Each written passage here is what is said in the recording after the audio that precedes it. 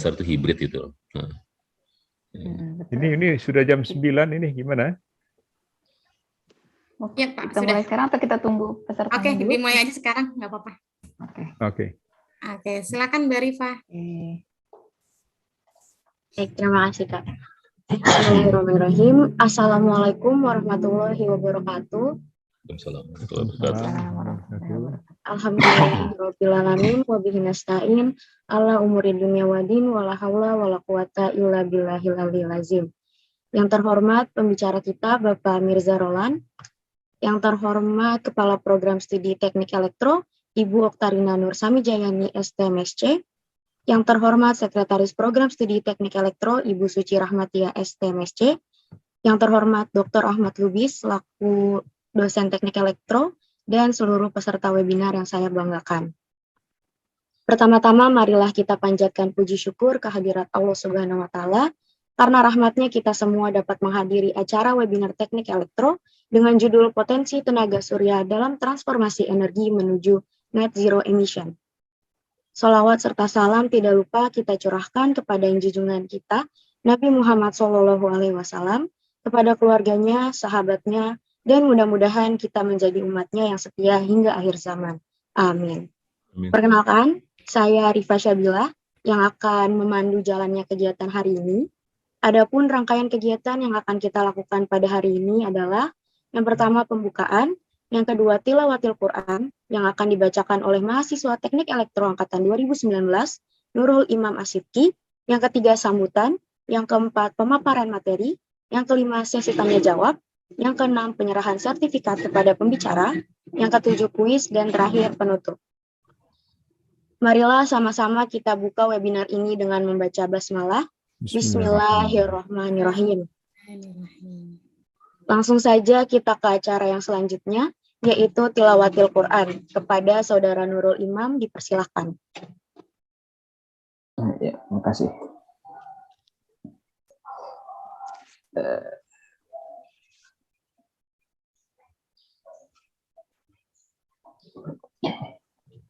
A'udzu billahi minasy syaithanir rajim. Awalam yaral ladzina kafaru annas samawati wal arda kanata ratqan fafataqnahuma wa ja'alna minal ma'i kulla syai'in hayyin afala yu'minun.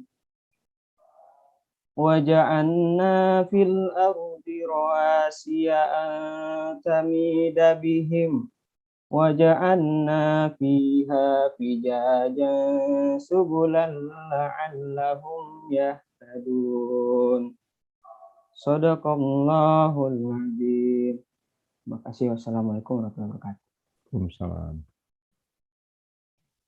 Terima kasih kepada Saudara Imam yang telah membacakan tilawatul Quran. Semoga yang membaca dan mendengarkan mendapatkan keberkahannya. Amin. Acara selanjutnya yaitu sambutan yang akan disampaikan oleh Kaprodi Teknik Elektro kepada Ibu Okta, dipersilakan. Ya, bismillahirrahmanirrahim. Assalamualaikum warahmatullahi wabarakatuh. Waalaikumsalam. Oke, mudah-mudahan suaranya terdengar jelas. Ini internetnya agak kurang bagus ini, lagi nggak stabil. Baik, bismillah. Alhamdulillahirabbil alamin. Assalatu wassalamu ala asyrofil anbiya'i wal mursalin wa ala alihi washabihi wasallam. Bismillah. Yang saya hormati, pertama-tama narasumber kita yang sudah menyediakan waktu dan berkenan untuk memberikan sharing, gitu ya, memberikan pengetahuan, wawasan kepada kita di Teknik Elektro UI, Pak Mirza Roland yang sudah hadir di tengah-tengah kita. Kemudian yang saya hormati Bapak Ibu dosen yang sudah hadir di sini, ada Pak Ahmad Lubis yang mungkin juga mewakili dari yayasan ya Pak. Beliau sebagai Ketua Yayasan Bidang Pengembangan YPI Al-Azhar. Kemudian ada terima kasih nih Pak Ahmad ya yang sudah menjadi penghubung dengan Pak Mirza nih untuk kita memperoleh narasumber yang luar biasa hari ini.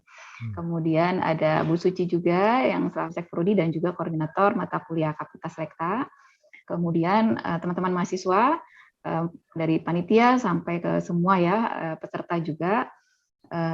Terima kasih atas kehadirannya sudah bergabung di acara webinar Teknik Elektro kali ini. Meskipun hari ini hari libur gitu ya, ternyata kita mengagendakan di hari Jumat ini yang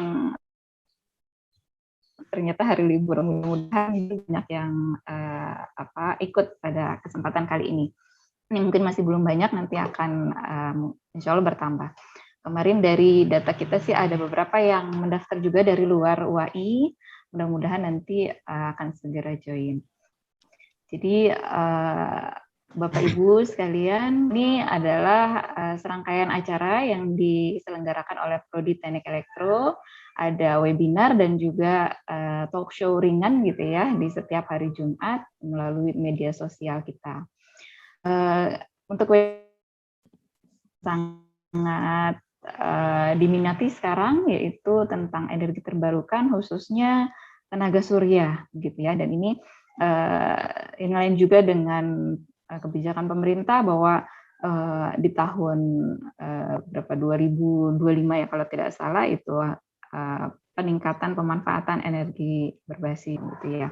Nah, nanti akan lebih luas lagi diangkat oleh Pak Mirza untuk mengenai energi terbarukan yang menuju emisi nol gitu ya, emisi rendah gitu ya, sehingga sangat berpengaruh kepada keberlanjutan kelestarian lingkungan, kurang lebih begitu.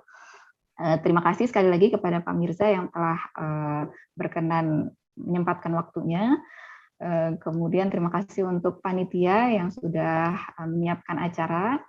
Jadi kegiatan ini memang mudah-mudahan bisa bermanfaat untuk menambah pengetahuan dan wawasan bagi kita, dan terutama juga untuk Prodi mendapat masukan mengenai bagaimana perkembangan isu di bidang elektro ya, bidang energi saat ini gitu, sehingga kita bisa melakukan pengembangan dari sisi kurikulum juga. Oke, mungkin itu saja. Mohon maaf teknologi Pak Mirza, tapi beliau sudah ada 2 Zoom pagi ini, jadi tidak bisa membuka. Jadi insya Allah menyampaikan salam saja untuk membicara pada webinar kali ini, dan juga kepada Pak Ahmad, dari Pak Ahmad. Oke, baik, mungkin itu saja sekedar pembukaan di awal, dan kami sangat menyambut Mirza untuk dari silaturahim pertama berikutnya bisa banyak kegiatan yang kita bisa kolaborasikan. Mungkin itu saja untuk seluruh peserta. Selamat memperoleh ilmu gitu ya dari Pak Mirza dan mendapat banyak manfaat dari kegiatan webinar ini.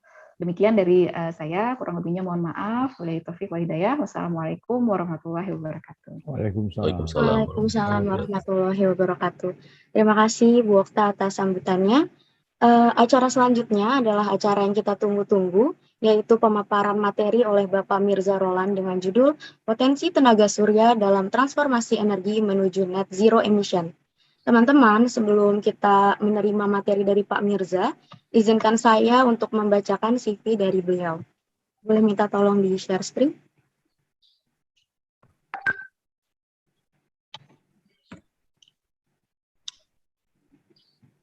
Baik.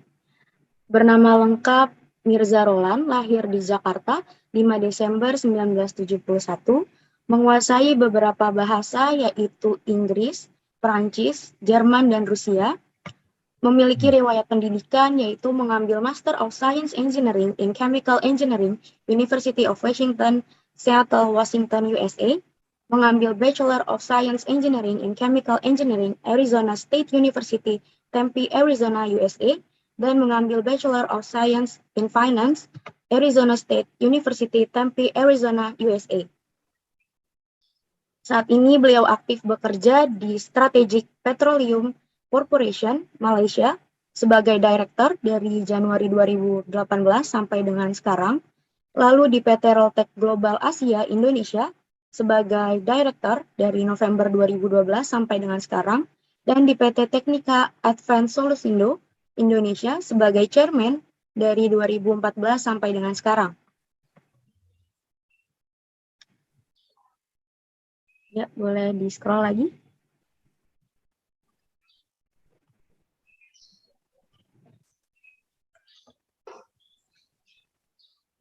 Selain itu, beliau juga tergabung dalam beberapa organisasi, diantaranya IABIE atau Habibie Program Alumni Association, sebagai Dewan Pakar dari tahun 2019 sampai dengan sekarang. Lalu ada Asia Al-Azhar Alumni Association, sebagai Wakil Ketua Dewan Pembina, dari tahun 2014 sampai dengan 2017. Lalu ada pula Asia 90 Permadania Foundation sebagai Ketua Dewan Pembina dari tahun 2014 sampai dengan sekarang. Lalu ada juga United States Alumni Association atau Alumnas sebagai Sekretari Jenderal dari September 2000 sampai dengan 2008. Boleh di-scroll lagi. Beliau juga memiliki beberapa exclusive rights, yaitu Indonesian Patent for Pulp Processing from Empty Palm Bunch, kemudian Indonesian Patent for Paper Processing from Empty Palm Bunch Pulp, dan Malaysia Patent for Pulp and Paper Processing for Empty Palm Bunch, dan yang terakhir USA Patent for Pulp and Paper Processing from Empty Palm Bunch. CV-nya sangat menarik ya teman-teman. Jadi tanpa berlama-lama lagi, langsung saja kita sambut Bapak Mirza Roland. Kepada Bapak Mirza dipersilakan. Terima kasih. Assalamualaikum warahmatullahi wabarakatuh. Waalaikumsalam warahmatullahi wabarakatuh. Ini saya share screen sebentar. Share. Oke. Ya. Sebelumnya saya ucapkan terima kasih kepada Saudari Rifa sebagai MC, kemudian kepada Ketua Prodi, Sekretaris Prodi, Pak Ahmad Lubis, dan rekan-rekan dosen yang lain, dan mungkin juga rekan-rekan mahasiswa yang hadir pada acara hari ini. Sebelum saya masuk ke materi, saya tadi mau minta maaf dulu karena di sini saya sebagai orang teknik kimia lancang berbicara di depan anak-anak teknik elektro di sini. Jadi mungkin saya bukan istilahnya, saya nggak mau bilang bahwa saya menggurui atau memberikan ilmu baru. Mungkin teman-teman elektro jauh lebih bagus kali ini ya mengenai kelistrikan daripada saya. Tapi saya akan di sini lebih sekedar sebagai sharing experience dan memberikan wacana-wacana dan apa-apa yang saya tahu bisa membantu memberikan tambahan-tambahan atau wawasan kepada teman-teman di teknik elektro.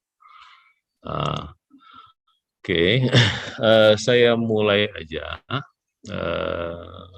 Pagi ini sesuai dengan pembicaraan saya dengan Pak Ahmad Lubis sebelumnya, saya akan memberikan topik mengenai potensi tenaga surya dalam transformasi energi menuju net zero emission. Jadi saya akan mulai dulu nanti dari soal energi, kemudian energi itu apa, ya semuanya teman-teman tahu, saya hanya akan mengulang saja. Kemudian apa itu energi terbarukan, lalu apa itu definisi net zero emission. Nah, kemudian nanti di akhir adalah saya memberikan kasus di sini, studi case adalah pembangkit listrik tenaga surya atau PLTS yang sebagai salah satu energi baru terbarukan. Dan kemudian di ujung saya akan paparkan sedikit lebih, nggak detail, tapi mengenai PLTS itu sendiri, cara kerja dan yang lain-lain, yang pada akhirnya ditutup dengan suatu tantangan-tantangan apa aja, potensi-potensi yang bisa dikerjakan in the future, terutama oleh rekan-rekan teman di Prodi Teknik Elektro, baik itu sebagai riset maupun pekerjaan atau pengembangan usaha ke depannya. Nah, Mari kita mulai aja. Ini sebenarnya definisi yang sangat umum, ya. Apa itu energi? Dan sumber energi adalah sumber daya yang dapat diolah oleh manusia sehingga dapat digunakan bagi pemenuhan kebutuhan energi. Nah, di sini saya akan lihat dari pertama dari asalnya. Ada energi primer dan kemudian ada energi sekunder. Nah, energi primer itu adalah energi dalam bentuk apa adanya yang tersedia di alam. Jadi kita tahu ada minyak bumi, ada gas, batu bara, kayu, air, angin, habis itu ada matahari, panas bumi, nuklir, dan yang lain-lain. Nah, ini pun kita bagi antara yang namanya konvensional dan non-konvensional. Kalau yang konvensional kita udah tahu, atau di dunia energi itu dibilang fossil fuel, atau yang selama ini kita tahu minyak, gas, dan batu bara, di mana ini adalah sumber energi primer yang tidak terbarukan. Artinya dalam jangka waktu tertentu akan habis, akan depleted. Ya. Nah, kemudian energi sekunder adalah energi yang dihasilkan dari olahan energi primer tersebut menjadi energi sekunder. Dalam hal ini kita tahu di sini adalah listrik dan BBM. Ya. Kemudian kita banyak bicara mengenai net zero emission atau zero emission. Sebenarnya yang namanya zero emission itu apa sih? Itu emisi pengeluaran karbon dioksida ke atmosfer yang akan nantinya diserap oleh ekosistem sehingga jadi akan menimbulkan efek rumah kaca. Nah, ini bukan berarti bahwa zero emission itu tidak ada emisi sama sekali, karena contohnya manusia aja, kita bernapas saja menghasilkan CO2. Bayangkan aja dengan 7,8 miliar penduduk dunia saat ini aja, itu emisinya sudah sekitar 5,8 sampai 6% untuk CO2. Tapi di sini namanya net zero emission adalah emisi yang diproduksi manusia bisa diserap sepenuhnya oleh ekosistem bumi lagi, sehingga nggak ada lagi, tidak ada yang menguap ke atmosfer menjadi gas rumah kaca. Jadi kita masih mengenai balancing di sini. Nah, makin ke sini dunia makin concern, terutama dengan adanya efek rumah kaca atau yang sudah makin jelas, seperti cairnya glacier di Kutub Utara, karena kenaikan suhu bumi, dan kemudian juga makin depletednya, makin berkurangnya energi-energi primer yang berbentuk fossil fuel. Ya, yang paling di depan mata ini ya kita bisa lihat dengan adanya konflik Rusia Ukraina aja, dengan adanya suatu ketidakseimbangan dari supply aja sudah membuat kenaikan harga yang begitu tinggi. Jadi ini sangat rentan sekali. Nah, kemudian pada COP26 Glasgow yang lalu, tahun lalu, akhirnya para pimpinan dunia itu mereka melanjuti dari deklarasi Paris tahun 2015 bahwa mereka setuju untuk menuju zero emission di 2060. Nah, kemudian disepakati juga pada tahun 2030 tidak boleh lagi ada pembangkit listrik tenaga batu bara untuk negara-negara maju. Nah, kita masih agak dikasih longgar untuk negara-negara berkembang di 2040. Ya. Nah, kemudian insentif-insentif dan suatu kegiatan-kegiatan yang lain juga lebih dipercepat lagi, salah satunya dengan adanya carbon trading. Nanti kita akan ngomong mengenai carbon trading. Jadi carbon trading itu adalah negara-negara maju seperti Amerika, Cina, Jepang itu yang menghasilkan emisi segitu banyaknya. Nah, mereka nanti ada istilahnya reward and punishment ya. Jadi mereka harus bayar berupa pajak atau berupa berapa ton CO2 ekuivalen yang hasilkan, baik dari industrinya, dari transportasi, dan yang lain. Sedangkan negara-negara yang dapat mengurangi emisi, atau misalnya kayak Indonesia ya, seperti Indonesia dengan adanya jantung dunia di sini, dengan adanya hutan, habis itu mangrove dan segala macam, dia kan menyerap, jadi menyerap CO2, dan itu mereka mendapat reward, artinya mendapat bukan dibayar, tapi mereka mendapat hasil lah di situ.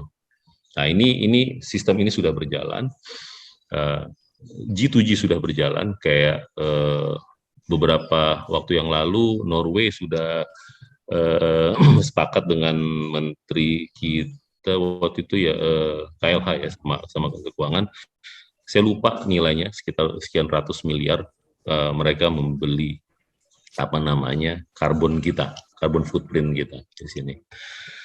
Nah, ini adalah satu grafik di sini, efek gas rumah kaca dalam gigaton di sini yang secara CO2. Nah, ini ada beberapa apa namanya skenario kalau misalnya tidak ada usaha, yang merah di sini tidak ada usaha untuk mengurangi emisi. Kemudian hijau ini kalau mereka menjalani sesuai dengan perjanjian Paris tahun 2015. Nah, untuk menuju di sini masih yang lama 2100, tapi ini yang namanya target ya. Tapi kita bicara di sini 2060 untuk net zero emission. Lalu kita kembali tadi adalah energi baru terbarukan atau non fossil fuel.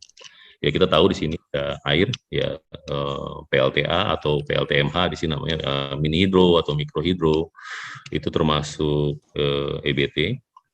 Ada sinar matahari, PLTS, pembangkit listrik tenaga surya, ada angin, bayu, PLTB, panas bumi, geotermal, ada arus laut, pasang surut, ada biogas, biomasa, dan nuklir.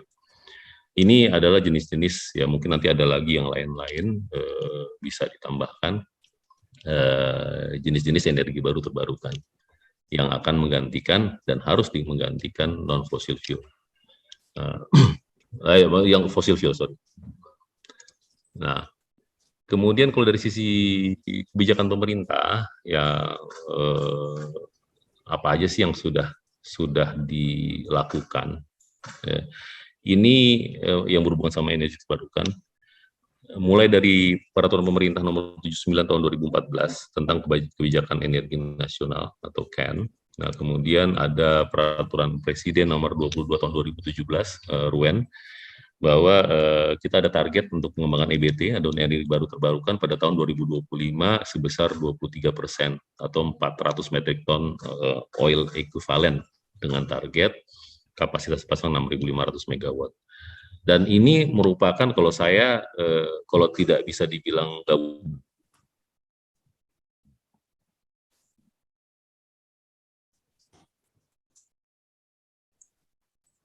tes. Suara Pak ya? hilang ya. Kirain aku nih. Dari Pak Mirzanya berarti ya sekarang. Boleh bilang pesimis, tapi agak skeptis ke 3 tahun ya. Ya, tadi hilang suaranya, Pak. Ya, masuk. Oh, sudah ya. Ya, sudah. Oke. Dalam tempo 3 tahun kita harus menambah bauran EBT kita 2 kali lipat. Nah, tapi di sini pemerintah juga tidak tinggal diam, memberikan banyak sekali insentif untuk menaikkan itu. Nah, ini juga dituangkan dalam RUPTL-PLN 2021-2030, target baurannya untuk 23%. Nah, nanti kita akan kembali lebih spesifik lagi di PLTS. Ada peraturan-peraturan pemerintah juga untuk mendukung di sana. Kemudian yang tadi mengenai Paris Agreement, yang berkomitmen di sektor energi untuk menurunkan emisi gas rumah kaca, nah, sesuai dengan NDC pada tahun 2030 itu harus besar 29% dari business as usual, atau itu untuk kemampuan sendiri, atau dengan bantuan dari luar negeri atau internasional sebesar 41%. Itu 2030 itu bukan waktu yang lama, itu cuma tinggal 8 tahun lagi. Dan ini kerja keras bukan hanya di pemerintah sekarang atau yang memegang policy sekarang, pelaku usaha sekarang, tapi justru ya di tangan teman-teman yang mahasiswa ya, saat ini. Ya. Kemudian ini ada sebentar ini ya. Sekarang kembali ke PLTS itu sendiri, potensi PLTS Indonesia. Jadi PLTS atau tenaga surya sebagai salah satu sumber EBT di Indonesia itu kita potensinya adalah sekitar 208.000 megawatt peak. Ya, ini dari sumbernya ESDM dan ini akan berubah terus sesuai dengan teknologi. Nanti saya akan jelaskan kenapa sesuai dengan teknologi mungkin bisa naik. Harusnya sih bisa naik.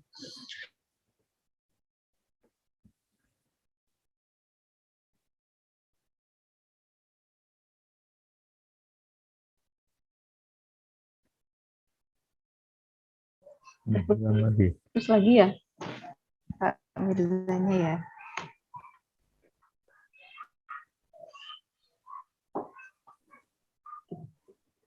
Suaranya hilang Pak Mirza. Tapi beliau masih ada kayaknya. Hah?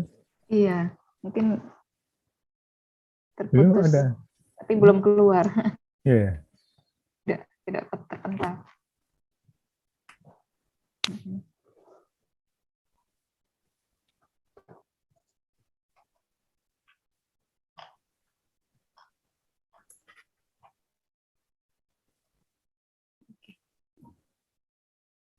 Ya Pak ya, Pak. Sudah masuk lagi, Pak? Ya, sudah. Masuk. Maaf nih kelihatannya kayak tadi ada permasalahan di koneksi kali ya. Iya. Kok tiba-tiba tadi hilang. Sebentar saya masuk lagi ke share lagi ya. Oke. Sudah masuk Pak ininya? Sudah masuk. Sudah, Pak. Iya. Sudah masuk. Oke.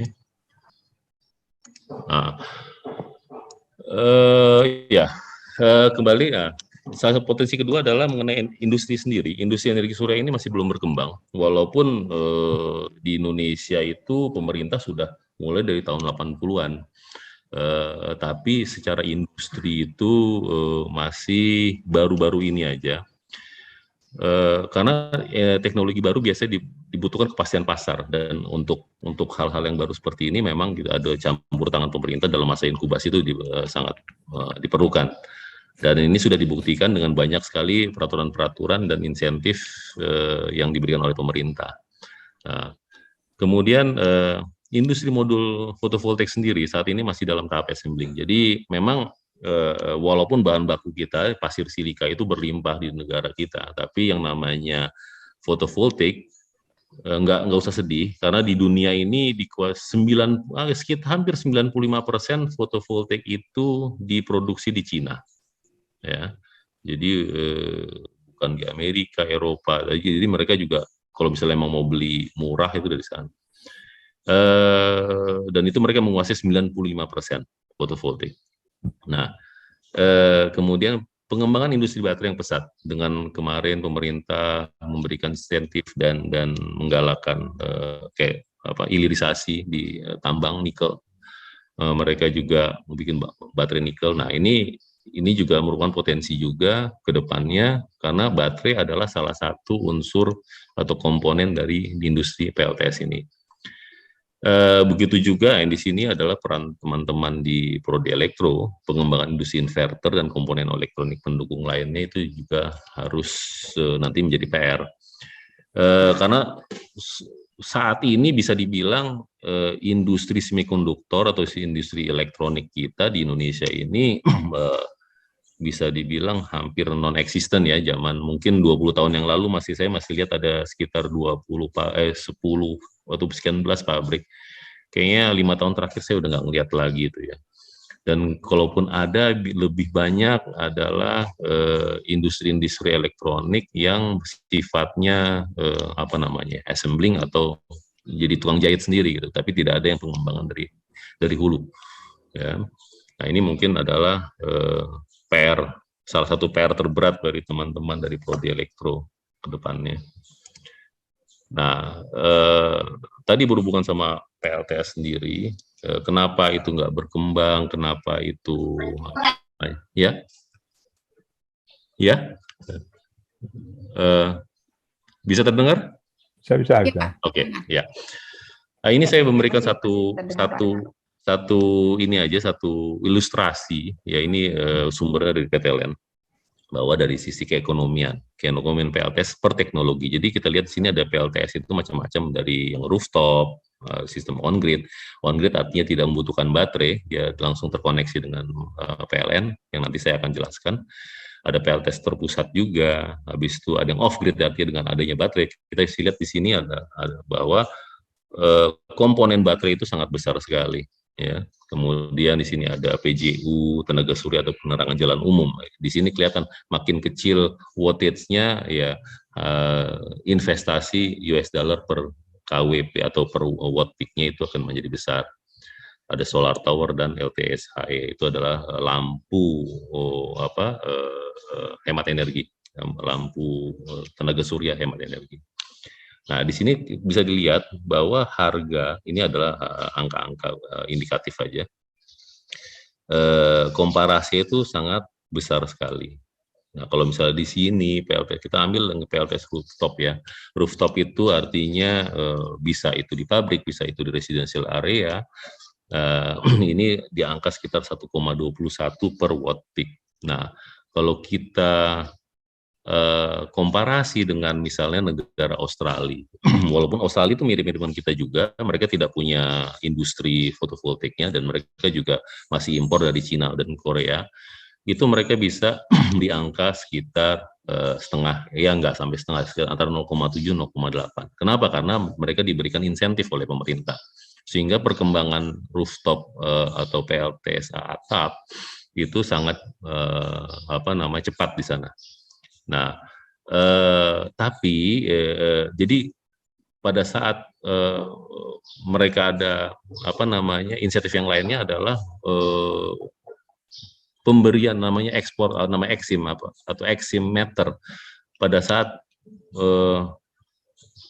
produksi listrik yang dihasilkan oleh PLTS atap itu yang diberikan kepada grid, kepada PLN atau kepada transmisi, itu yang dihargai justru lebih rendah daripada kita, tapi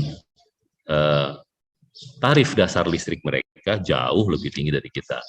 Nah, itu nanti kita akan bicara mengenai tarif dasar listrik. Tarif dasar listrik ini kan kalau di Indonesia ini yang berhubungan sama listrik sama BBM itu kan sensitif ya. Naikin dikit aja demonya bisa berhari-hari gitu. Nah, apalagi kalau sedangkan kalau nggak dinaikin subsidi yang makin bengkak. Oke. Nah, di sini khusus tadi mengenai kebijakan PLTS di Indonesia. Nah, sini sebenarnya banyak regulasi-regulasi yang lain. Tapi saya di sini hanya tampilkan dua saja. Pertama, Permen ESDM nomor 49 tahun 2018 tentang penggunaan sistem pembangkit listrik tenaga surya atap oleh konsumen PT PLN. Di sini saya kasihkan permennya, itu tebal, itu bisa di-download di web juga ada, bisa dilihat. Yang terakhir adalah Permen ESDM nomor 26 tentang PLTS atap yang terhubung pada jaringan tenaga listrik pemegang izin usaha penyedia tenaga listrik untuk kepentingan umum (PTLU). Nah, di sini yang merupakan satu terobosan yang berbeda dengan yang nomor 49, apabila kita memasang PLTS atap, itu pemerintah akan membayar sebesar 100% dari tarif. Kalau dulu di nomor 49 masih 65%. Artinya kalau misalnya kita bayar 1.500 rupiah per kWh, nanti ada hasilnya yang tidak dipakai, kemudian masuk ke grid, itu yang PLN akan bayar. Bayarnya tidak berupa cash, tapi merupa pengurangan billing tagihan di bulan berikutnya. Dan ini masih baru, masih banyak kekurangan sana-sini, apalagi sekarang PLN dalam hal ini saat ini dalam kondisi oversupply. Jadi pertama kali saya waktu itu bicara dengan Dirut PLN Pak Darmo, ini dalam sejarah PLN harus jadi marketing. Kenapa? Karena kemarin tuh pembangunan pembangkit semuanya itu harus ditahan dulu. Satu, karena kondisi pandemi kemarin, kemudian pembangunan pembangunan industri atau konsumen-konsumen klien-klien PLN itu agak lambat karena 2 tahun pandemi. Jadi ini sekarang dia harus efisiensi, digitalisasi dan lain-lain. Nah, ini merupakan suatu tantangan sendiri, ya. Tapi at the same time dia harus juga menaikkan bauran EBT-nya menjadi 23%. Jadi ya harus tarik ulurnya nih yang harus sangat-sangat bijaksana sekali. Nah, ini ada gambaran mengenai pengembangan PLTS Indonesia. Di sini adalah target, ya, pengembangan PLTS atap antara 2021 sampai 2030. Ini target dari pemerintah ini kita bisa lihat di sini untuk rumah tangga itu sekitar 600 MW. Jadi saat ini PLTS atap itu dengan target tahun 2025 3,6 gigawatt. Saat ini PLTS atap masih di kisaran di bawah 200 MW, masih sekitar 100-an. Makanya tadi dengan adanya insentif, ada eksimeter, pembayaran dari 65% menjadi 100%. Kemudian saya nggak tahu waktu itu beberapa bulan yang lalu saya lihat ada Kementerian ESDM memberikan voucher apa gitu untuk yang memasang instalasi PLTS atap dan hal-hal yang lain, termasuk juga dari fiskal. Tidak ada pajak yang berhubungan sama PLTS itu dikenakan zero tax, ya, yang berhubungan tax import tax dan lain-lain. Itu salah satunya atau salah duanya dalam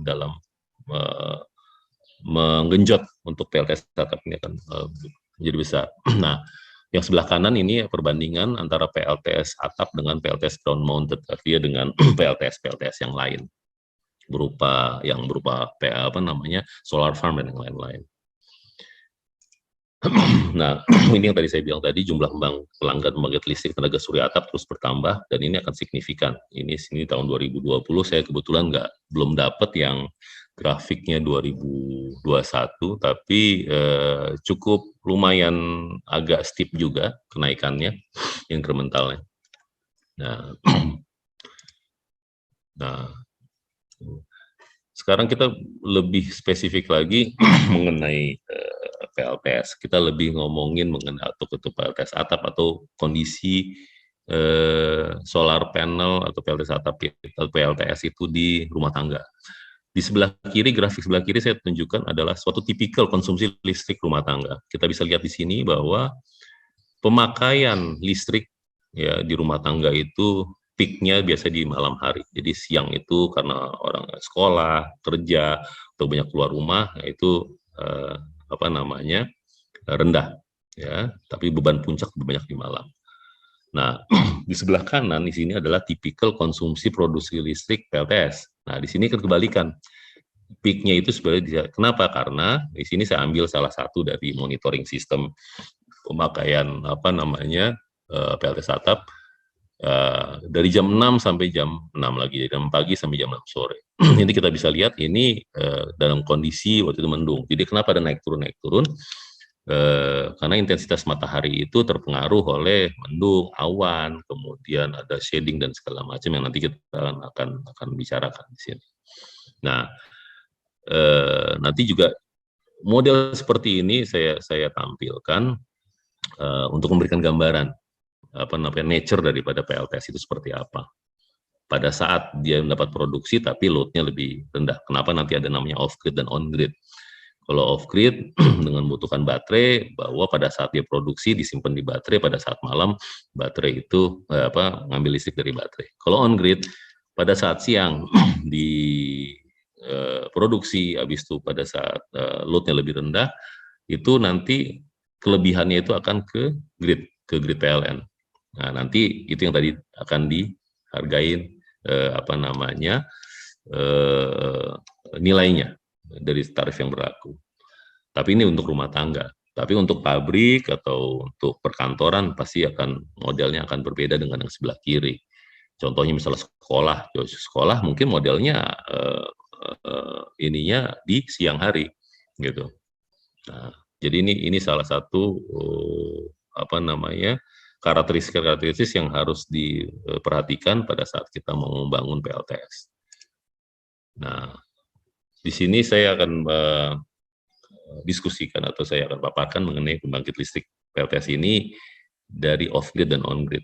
Nah, di sini off-grid itu ada yang namanya PLTS tersebar, ada PLTS komunal atau terpusat, atau habis itu ada yang hibrida. Artinya hibrida itu tidak hanya dengan PLTS, mungkin dengan angin, dengan tenaga bayu, atau dengan genset, dan lain-lain.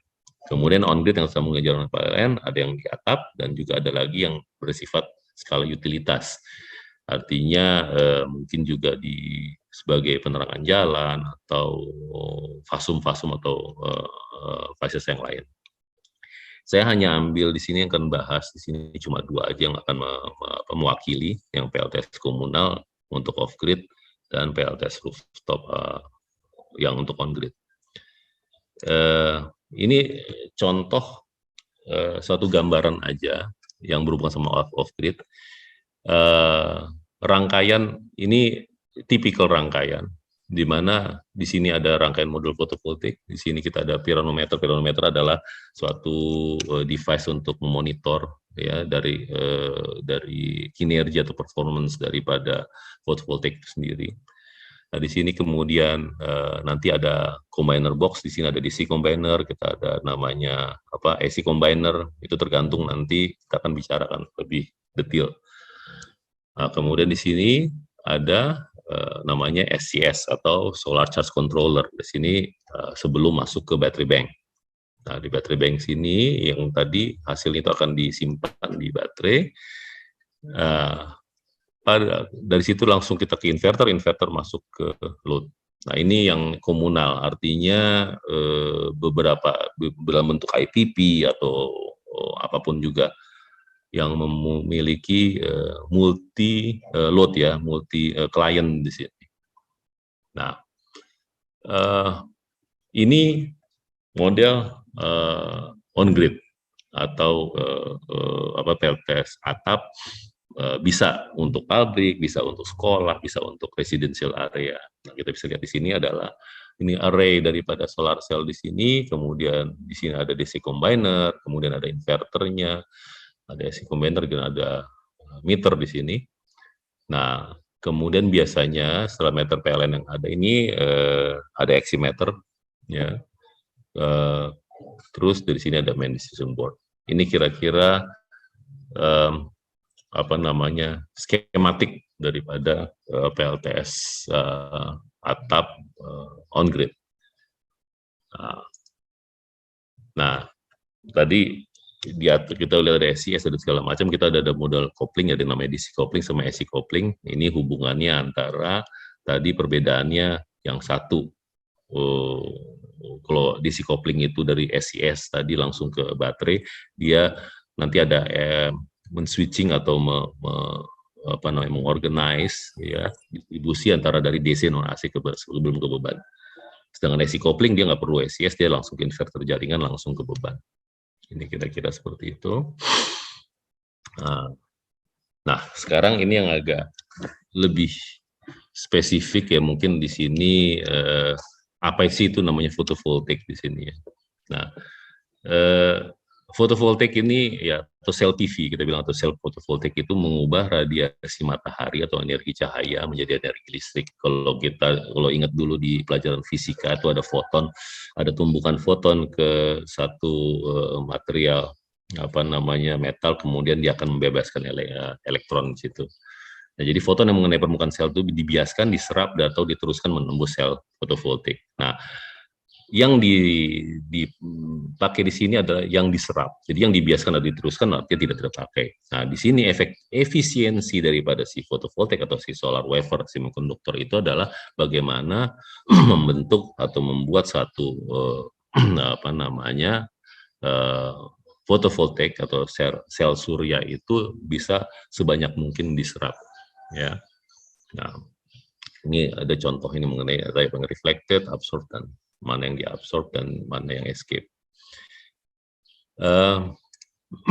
Jadi sel fotovoltaik itu dia perlu membentuk medan listrik yang mirip arus berlawanan sehingga dapat memberikan listrik positif dan negatif pada susunan sel fotovoltaik.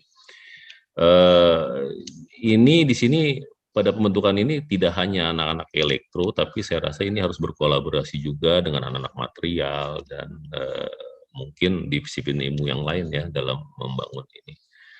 Nah, pada saat dia foton itu masuk tertumbuk, dia menimbulkan energi panas, dan energi panas ini yang membuat elektron membebaskan diri dari ikatan atom. Jadi dari ikatan kovalensi daripada si wafer itu, dari si semikonduktor itu. Nah, di sini si elektron itu dia bertindak sebagai carrier bebas yang berjalan acak di sekitar kisi kristal dan membawa arus listrik. Ya, di sini saya kebetulan saya nyari gambar yang ini nggak ketemu, tapi oke. Tadi foton menumbuk ke semikonduktor dengan akibat hilangnya jadi elektronnya dilepas. Akibat hilangnya elektron itu ya, sehingga dia terbentuk suatu kekosongan pada struktur kristal yang disebut hole ya. Nah, hole ini yang bermuatan positif dan bertindak sebagai penerima elektron atau kita namakan p-type. Nah, lalu daerah semikonduktor yang dengan elektron bebas tadi yang bersifat negatif bertindak sebagai donor elektron atau disebut dengan n-type. Nah, kedua ini, junction ini, ikatan dari kedua sisi positif dan negatif ini yang menghasilkan energi listrik internal yang akan mendorong elektron bebas dan hole untuk bergerak ke arah berlawanan. Jadi ini prinsip-prinsip dasar kenapa kok dari sinar matahari itu bisa menghasilkan listrik. Ini kira-kira seperti ini cara kerjanya. Oke, nah kemudian, kita ngomongin mengenai material semikonduktor itu apa aja. Saat ini 85-86% itu fotovoltaik di dunia itu memakai silikon. Tapi sebelum ke sana saya akan lihat apa aja yang membuat pemilihan material ya. Jadi antara conduction band atau valence band dalam satu material itu ada namanya band gap dari suatu semikonduktor. Nah, itu yang menentukan banyaknya spektrum cahaya yang dapat diserap oleh sel fotovoltaik. Jadi hanya energi yang setara atau lebih besar dari band gap yang mampu terserap dan mengekstraksi elektron. Yang tadi kita bilang tadi, kita harus bagaimana sebanyak mungkin bisa menyerap cahaya tadi, foton tadi, untuk bisa mengekstraksi elektron. Nah, kemudian pergerakan elektron bebas dari pita konduktif dan pergerakan hole dari pita valensi melewati band gap tadi, inilah yang menimbulkan energi listrik. Nah, energi yang lebih rendah akan terpantul atau menembus sel fotovoltaik, sedangkan yang lebih tinggi akan terserap dan sebagian menjadi energi panas. Ya. Nah, material dengan band gap yang lebih rendah mampu mengeksploitasi spektrum cahaya yang lebih banyak dan menghasilkan transfer elektron yang lebih banyak, sehingga menghasilkan arus yang lebih tinggi dengan tegangan yang lebih rendah. Di sini saya taruh 3 jenis material, adalah silikon, gallium arsenide, dan aluminium gallium. Kita lihat di sini yang paling bagus adalah antara 1 sampai 1,8 eV. Nah, kenapa kita akan fokus di silikon aja ya, dengan di material-material yang lain. Nah, karena silikon base itu tadi saya bilang di pasar itu menguasai 86% dari pasar dunia. Nah, saat ini efisiensi daripada sel surya atau fotovoltaik dari silikon itu sudah di kisaran sekitar 21%. Kalau dulu tuh masih di angka 15%, 18, 19, dan sekarang tuh namanya PV itu sudah sampai 21%. Di dunia militer sudah ada yang 23%, tapi seperti biasa teknologi militer itu tidak akan dirilis ke publik sampai suatu titik tertentu bahwa ini sudah jenuh atau tidak. Nah, keunggulan daripada silikon ini biasanya dia salah satunya resistivitasnya itu sangat tinggi di ini. Kemudian dia energi, tadi kita bilang mengenai energi gapnya juga cukup rendah, dan ketersediaan di alam yang banyak yang berhubungan sama silikon. Tapi kekurangannya yaitu adalah pembuatan silikon wafer itu biaya produksi sangat tinggi, ya. Jadi memerlukan tidak hanya bisa membuat, tapi bagaimana memanufaktur, ya, bisa mendapatkan satu harga atau HPP yang sangat rendah. Nah, karena mendapat performa sel surya itu dibutuhkan silikon yang sangat murni. Jadi kemurnian yang dibutuhkan itu di atas 99,9%. Nah, ini teknologi pemurnian ini juga yang membuatnya mahal. Oke. Lalu bagaimana dengan yang lain, tantangannya untuk non silikon yang sekitar 13-14%. Sekarang masih banyak dalam tahap riset dan development. Bukannya tidak ada, ya tadi saya bilang tadi sekitar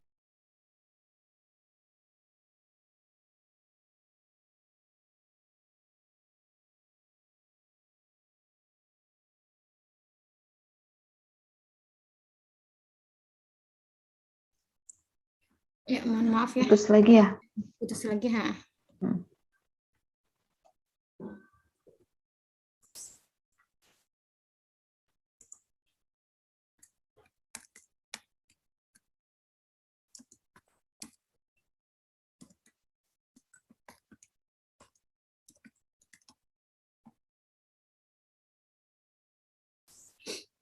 Oke, mungkin nanti Pak Mirzanya tidak perlu pakai video ya. Jadi biar jaringannya stabil. Ya, mohon tunggu sebentar, kita tunggu lagi Bapak Pak Mirzanya untuk join kembali.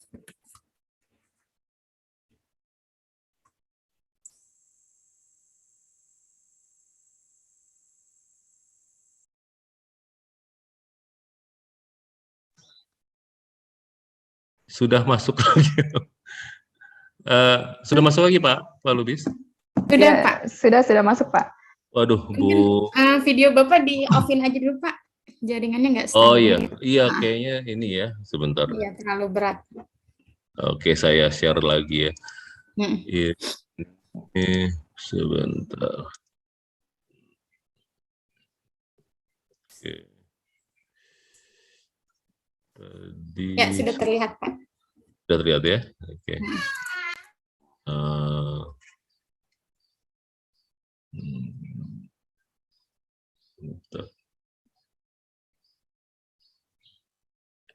Oke.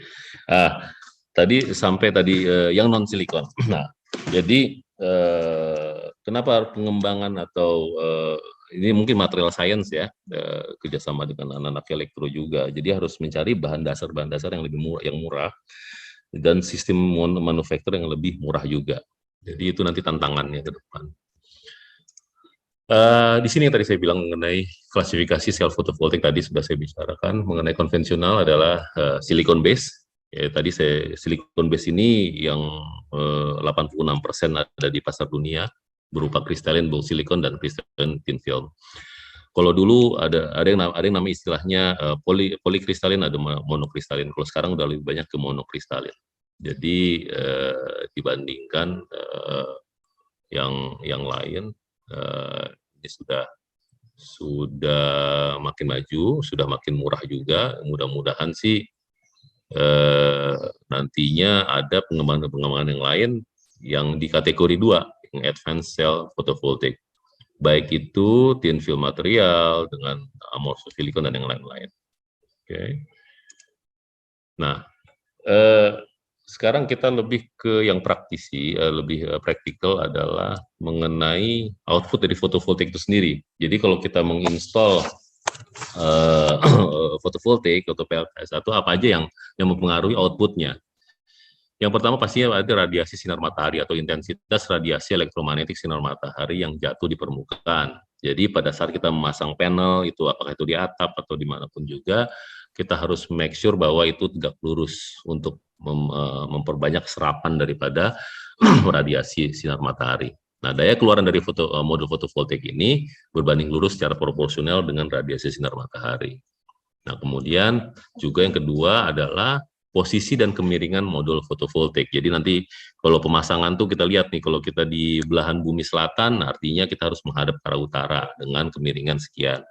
Nah, biasanya kan kalau misalnya lihat ada kenapa dimiringkan, misalnya itu harus dimiringkan lebih besar dari 10 derajat. Kenapa? Supaya dia bisa self cleaning nantinya, ya, kalau dengan air hujan dan segala macam. Daripada kalau misalnya dia 0 derajat, ya. Kemudian shading yang menghalangi sinar matahari dan penumpukan debu juga menghalangi transmisi sinar. Itu juga perlu penting dalam mendesain pemasangan fotovoltaik itu, jangan sampai ada shading dari shading bangunan atau dari pohon dan yang lain-lain. Itu akan mengurangi efisiensi atau efektivitas output. Kemudian kenaikan temperatur pada modul yang dapat menyebabkan berkurangnya efisiensi modul fotovoltaik sesuai dengan koefisien temperatur dari modul. Nah,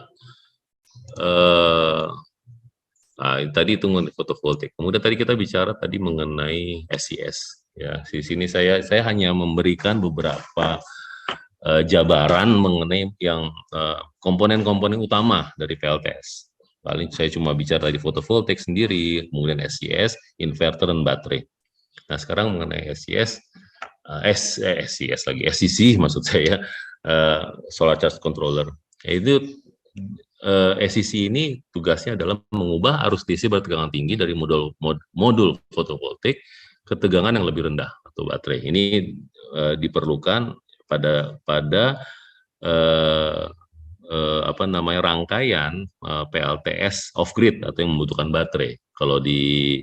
Kalau yang untuk on grid itu cukup dengan inverter aja dengan MPPT. Nah, kemudian fungsi yang berikutnya adalah melindungi bank baterai atau battery bank dari pengisian yang berlebih dengan mengurangi arus pengisian dari modul fotovoltaik di saat baterai sudah penuh.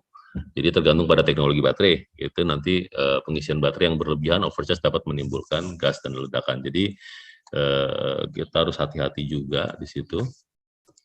Kemudian dia juga memaksimalkan transfer daya dari modul fotovoltaik ke baterai dengan menggunakan algoritma MPPT atau Maximum Power Point Tracker. Nah, di sini udah biasanya SEC atau inverter sudah ada MPPT-nya biasanya. Kemudian berikutnya fungsinya adalah memblokir arus balik dari bank baterai di saat radiasi sinar matahari tidak mencukupi atau di malam hari. Jadi dia ada automatic dia blocking di situ. Kemudian dia juga mengukur dan memonitor tegangan arus dan energi yang ditangkap dari modul fotovoltaik dan mengirimkannya ke battery bank. Komponen berikutnya adalah mengenai inverter, ya sama kurang lebih mengubah tegangan DC dari battery bank ke jaringan listrik, melindungi battery bank dari pengisian yang berlebih dengan mengurangi arus pengisian ketika baterai sudah penuh, ya kan. Kemudian melindungi battery bank dari terkurasnya energi secara berlebih dengan cara menghentikan keluaran ketika kondisi penyimpanan energi pada baterai atau state of charge turun di bawah batas minimum. Nah, karena inverter baterai ini membutuhkan baterai yang untuk dapat beroperasi, terkurasnya daya baterai secara berlebih dapat menyebabkan tidak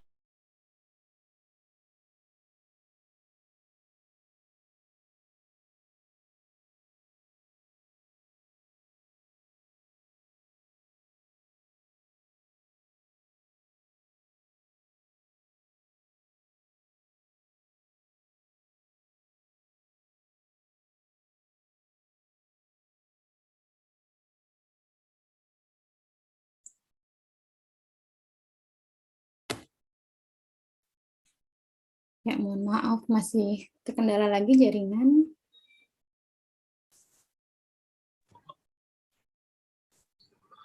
ini sangat-sangat tidak stabil ya ininya ya. Maaf ya. Bentar. Oke.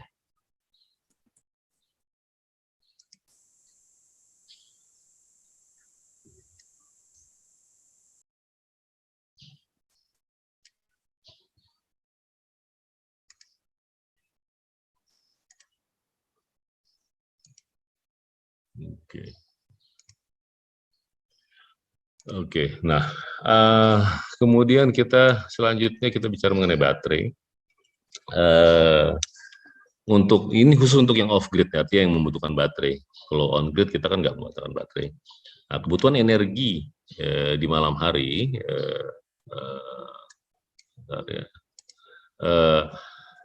kebutuhan energi dan profil beban itu perlu kita perhatikan di sini. Jadi energi akan menentukan kapasitas, sedangkan daya puncak menentukan pengeluaran arus maksimum yang harus dijaga pada tingkat yang disarankan. Kalau tadi kita lihat ada grafik-grafik, tadi naik turunnya itu kita harus lihat mana beban puncaknya dan berapa kWh atau berapa energi yang dikonsumsikan untuk dari setiap pelaku atau klien di sini. Nah, kemudian perkiraan jumlah hari yang mampu menyediakan energi tanpa pasukan tenaga listrik dari modul fotovoltaik atau selama cuaca berawan. Perkiraan umumnya 2 atau 3 hari, tapi biasanya itu tergantung ke daerahnya. Lalu efisiensi baterai harus dipertimbangkan juga, menetapkan kapasitas baterai karena menimbulkan rugi-rugi di baterai atau loss di baterai di sini secara signifikan. Depth of discharge yang harus diketahui, yang diizinkan juga harus diketahui untuk mencegah pemakaian energi baterai yang terlalu banyak, ya, dan juga mempengaruhi siklus umur baterai karena sekarang teknologi baterai juga sudah mulai berkembang walaupun tidak sepesat dari teknologi si fotovoltaik itu sendiri. Nah, jadi jumlah siklus yang diperlukan untuk mencegah seringnya melakukan penggantian baterai juga harus diperhatikan juga, dan juga temperatur. Nah ini paparan saya hari ini saya mau tutup dengan suatu tantangan pengembangan PLTS ke depannya. Jadi untuk mengembangkan PLTS ini adalah yang merupakan PR bagi kita semua, yaitu adalah bagaimana kita teknologi ke depan itu bisa mengurangi biaya investasi, ya kan, terutama di fotovoltaik dan yang lain-lain. Lalu menaikkan efisiensi teknologi panel surya tadi. Kalau kita dengar sekarang udah PV sudah 21%, ada yang 23%, bukannya tidak mungkin nanti efisiensi akan pula. Kemudian menaikkan efisiensi teknologi inverter. Jadi sekarang inverter ini banyak yang ada yang seperti merek misalnya Jerman SMA atau Fuji atau Suntex Amerika itu tinggi ya, efisiensinya tinggi, tapi masih mahal. Tapi banyak juga inverter-inverter yang istilahnya yang kacangan ya, yang katanya aja 85-90%, tapi pada kenyataannya efisiensi ternyata di bawah 50%.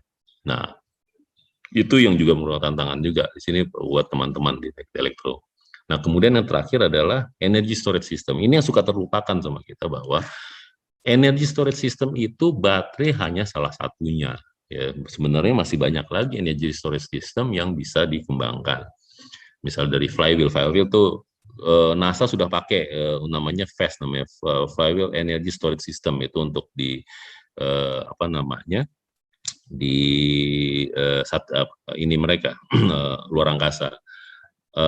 Formula One, mobil Formula One udah pakai namanya KERS, itu kinetic energy ininya namanya energy storage systemnya untuk boosting di situ.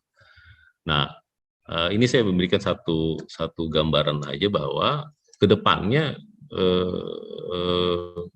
ini penelitian-penelitian seperti ini juga jangan melulu di PV atau pembangkitan itu sendiri, tapi di energy storage systemnya juga yang saya belum pernah, ya mungkin hampir tidak pernah terdengar ya ada penelitian-penelitian itu di negara kita, dan memang di luar juga masih didominasi oleh negara-negara maju.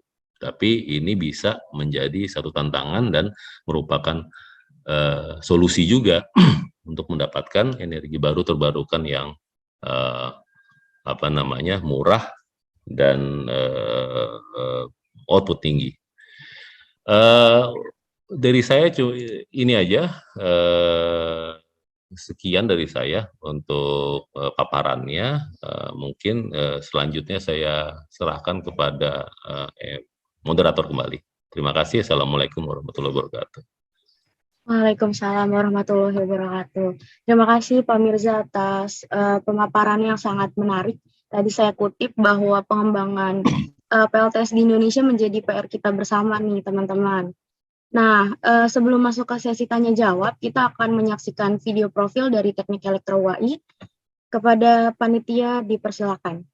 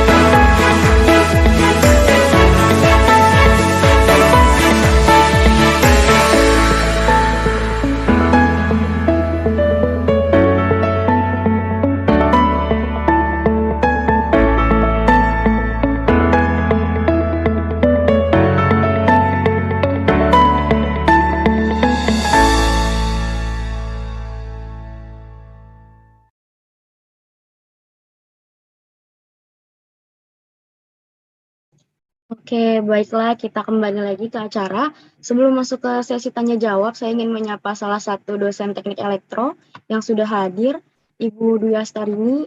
Assalamualaikum Ibu, selamat bergabung. Selain itu juga ada alumni dari teknik elektro. Assalamualaikum Kak Kori. Baik, langsung saja kita memasuki sesi tanya jawab. Bagi peserta yang ingin bertanya dapat menggunakan fitur telapak tangan atau raise hand. Silakan untuk yang ingin bertanya.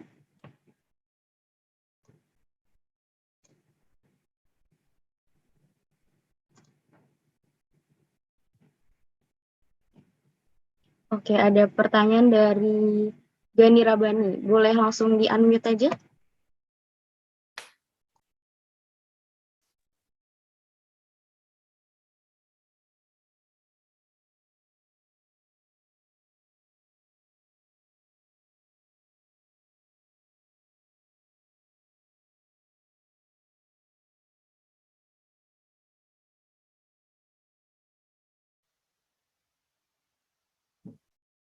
Bagaimana, Gani? Jika ada kendala, boleh bertanya melalui kolom chat. Tes. Suara saya masuk. Iya, terdengar. Masuk. Silakan, Gani. Oke, pertanyaan saya ini yang general, tidak spesifik ke PLTS, tapi masih berhubungan. Pertanyaannya itu, apa saja strategi yang harus Indonesia siapkan dalam rencana Green Energy Transition, serta strategi Indonesia dalam membangun ekosistem kendaraan listrik berbasis energi terbarukan yang reliable. Seperti itu. Terima kasih.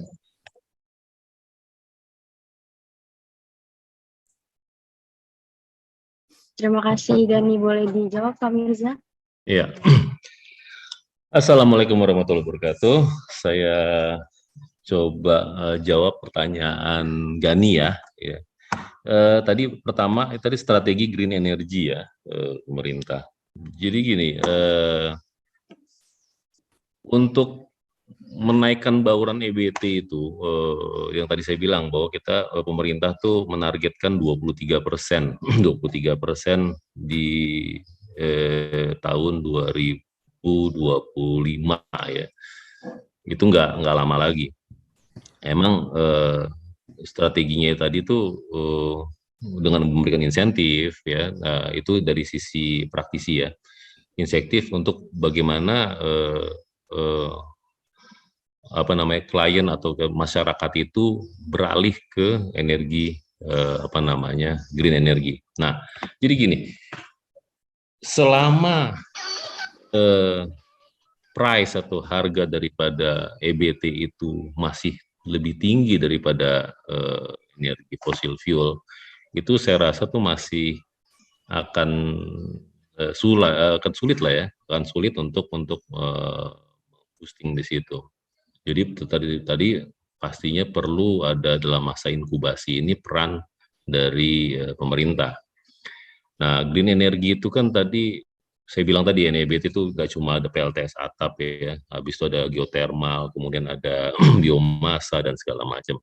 BRIN sendiri dengan lembaga-lembaga penelitian sebelumnya sudah banyak melakukan penelitian, cuma memang sosialisasi mungkin masih kurang.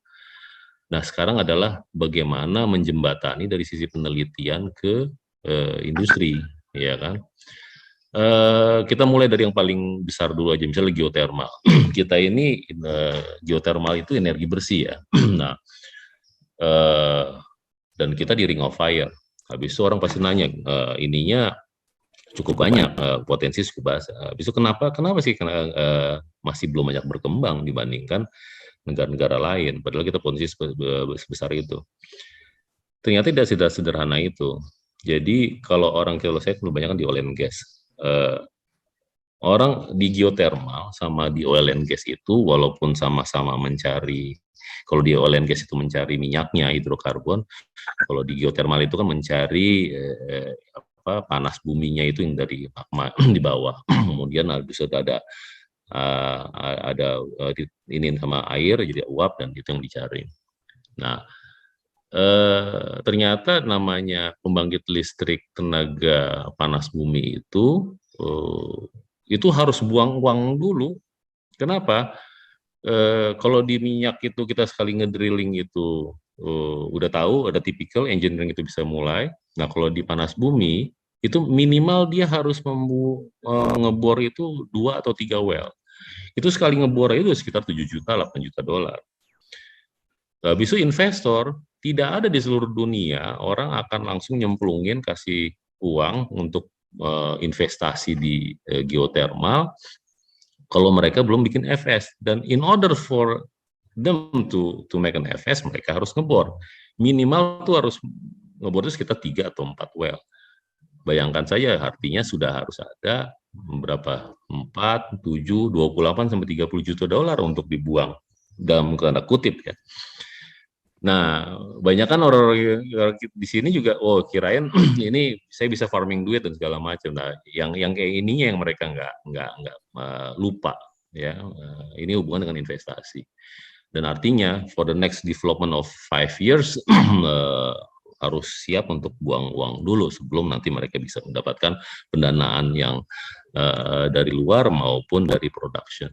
Itu satu. Kedua, dari sisi energi terbarukan yang lain, misalnya saya nggak ngelihat di sini tidal maupun arus laut, saya belum pernah lihat ada masuk teknologi dari luar. Biasanya di situ di negara-negara Skandinavia dan saya belum lihat ya, mungkin ada ya, tapi saya belum lihat bahwa ada penelitian di sini. Kemudian misalnya angin, nah angin juga tergantung dari kondisi geografis. Artinya kayak Sidrap kemarin itu 75 megawatt. Nah, angin itu efisiensi paling cuma sekitar 33%. Artinya 75 megawatt misalnya. Artinya dia hanya expecting sekitar 33%. Artinya 25. Yang bisa dijual adalah sekitar 25 megawatt misalnya. Nah, hal-hal yang kayak gitu kan masuk ke dalam perhitungan-perhitungan keekonomisan. Nah, yang sekarang ini banyak, ini adalah yang paling gampang ada di depan mata, ada teknologi udah banyak adalah pembangkit listrik tenaga surya. Yang tadi saya bilang, makin lama investasinya makin murah kalau dibandingkan 5 tahun yang lalu. Mungkin kalau sekarang per watt peak-nya sekitar 1,2, dulu masih di sekitar berapa? Masih di sekitar 1,8 terus, sekarang sampai 1,2 dan di bawah 1. Tapi teknologi energy storage-nya atau baterai itu masih relatif lebih mahal. Nah ini yang dibilang tantangan di sini. Tapi emang harus dikerjakan. Nah kemudian tadi ada pertanyaan kedua apa tadi? Saya jadi lupa. Pertanyaan kedua itu kesiapan Indonesia dalam membangun ekosistem kendaraan listrik yang berbasis energi terbarukan.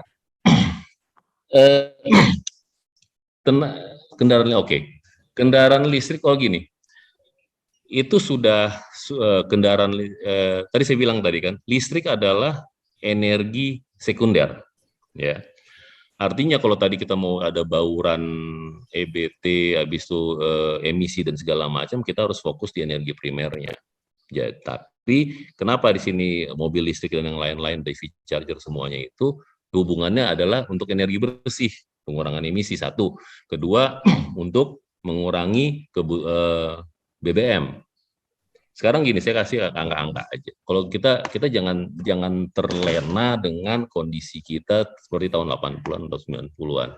Pada saat minyak kita sebagai negara penghasil minyak, kita udah keluar dari OPEC tahun 2004. Sekarang kita udah net importer. Kalau tahun 80-an kita masih di angka lifting itu sekitar 1,5 1,6 juta barrel per hari.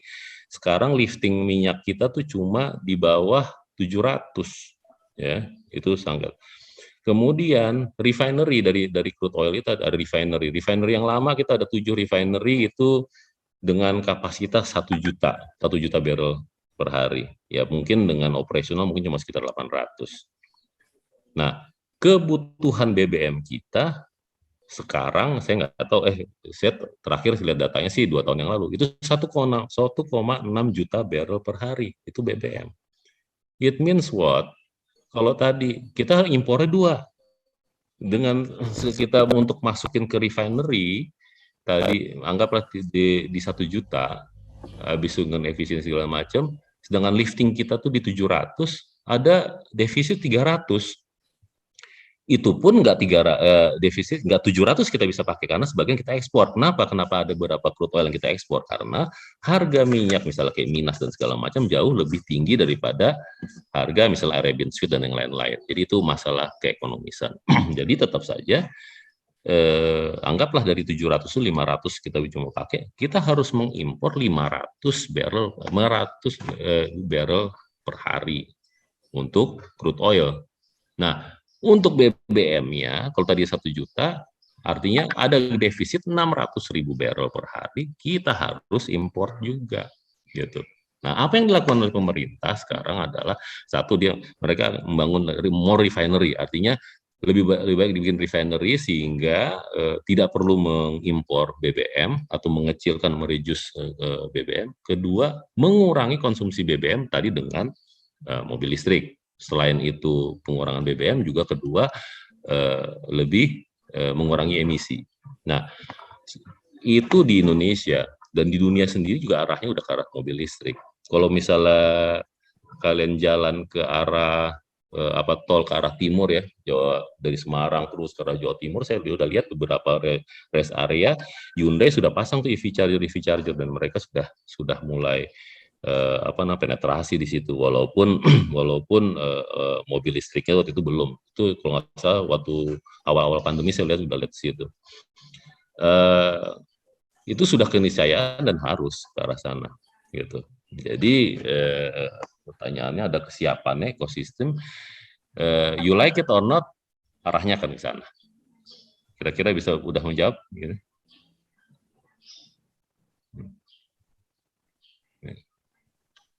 Cukup, Gani? Itu Pak, untuk yang ekosistem kendaraan listrik itu, jadi secara kalau untuk tujuan kita mengurangi emisi bahkan zero net emission itu berarti kita harus memperbanyak investasi di sumber energi utamanya, seperti yang terbarukan tersebut, dan juga untuk penetrasi seperti chargingnya juga seperti itu Pak. Ya. Oke, baik. Sudah cukup dari saya, Pak. Pak Mirza dan Pak Ahmad, perlu diketahui Mas Gani ini lagi sedang program MBKM, lagi membuat bis listrik, Pak. Jadi Oke. Yang sama mana? Sama UI, sama PT Inka, MAB? Pak. PT Inka, Pak. Di PT PT Inka. bukan dengan MAB ya? Senang. Saya kenal Mas Gani di kelas. One of the good student, one of the best students ya, alhamdulillah. Iya. Terima kasih Pak Ahmad. Selamat Mas Gani ya. Terima kasih Gani. Mungkin yang lain-lain. Iya, yang lain boleh silakan bertanya. Jika ada kendala dengan mikrofon boleh lewat kolom chat aja.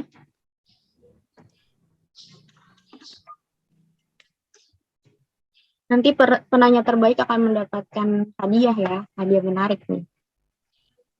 Oke, ada dari AJ Pranata, boleh di-unmute saja. Bismillahirrahmanirrahim. Assalamualaikum warahmatullahi wabarakatuh. Wow. Saya ingin bertanya tadi tentang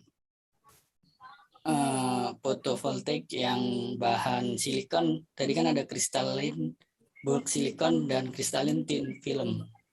Itu kira-kira apa bedanya Pak? Kemudian tadi dibahas juga tentang kenaikan temperatur modul fotovoltaik, itu kaitannya nanti efisiensinya akan turun atau bagaimana, berapa persen gitu Pak. Dan yang terakhir mungkin PLTS ground mounted itu maksudnya apa ya Pak? Ground mounted itu dipasang di jalan atau bagaimana? Itu aja, terima kasih Pak.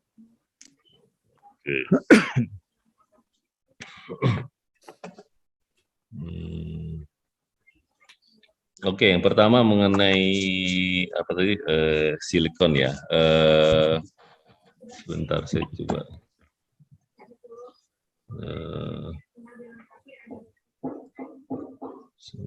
Yang pertama coba bisa diulangi lagi tadi yang pertama ininya?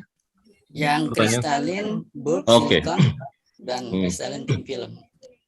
Jadi gini, untuk kristalin, jadi sekarang tuh yang ada di pasaran ini ada dulu masih pakai polikristalin, yang kemudian itu model-model kristal silikonnya ya. Kemudian sekarang lebih banyak di monokristalin. Itu hubungannya dengan efisiensi. Jadi kalau misalnya monokristal apa namanya polikristalin itu tuh efisiensi itu dulu kira-kira 3 tahun yang lalu antara 10-13%. Sekarang sudah mencapai yang saya terakhir saya lihat itu ada yang sampai 16%. Kemudian monokristalin 3 tahun yang lalu efisiensi itu antara 12-15%. Kemudian sampai tahun 2000 sebelum pandemi itu awal-awal pandemi 17%. 19%, dan sekarang sudah banyak udah di 21%.